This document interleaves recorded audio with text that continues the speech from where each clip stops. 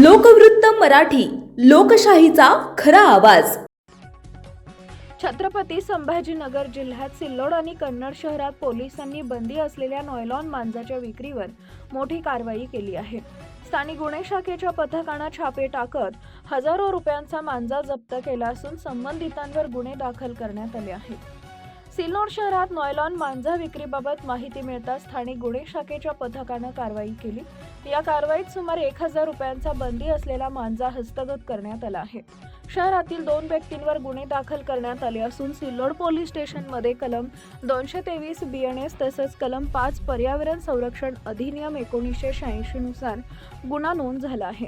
ही कारवाई PSI Mahesh Ghuge, HC Kasim Shaikh, Sachin Rathod, police अंमलदार बलबीर सिंग बहुरे आणि शिवाजी मगर यांनी संयुक्तरित्या केली आहे. सिल्लोडमध्ये 1000 रुपयांचा नॉयलॉन मांजा जप्त, 2 आरोपींवर गुन्हे दाखल, पर्यावरण संरक्षण अधिनियमाखाली कारवाई. कन्नडमध्येही मोठा छापा, 7640 रुपयांचा मांजा जप्त.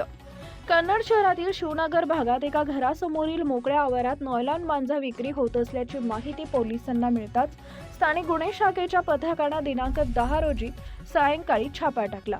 या कारवाईत 7640 रुपयांचा बंदी असलेला नॉयलॉन मांजा जप्त करण्यात आलाय. ही कारवाई पोलीस निरीक्षक विजयसिंग राजपूत यांच्या मार्गदर्शनाखाली सहाय्यक पोलीस निरीक्षक इंगळे व त्यांच्या पथकानं केली आहे. कन्नडमध्ये शहर पोलीस ठाण्यात शेख नासेर शेख कबीर राहणार शिवनगर याच्या विरुद्ध गुन्हा दाखल करून त्याला अटक करण्यात आली आहे. नॉयलॉन मांजा हा प्राणघातक आहे. त्याची विक्री किंवा साठा आढळल्यास तात्काळ कठोर कारवाई करण्यात येईल.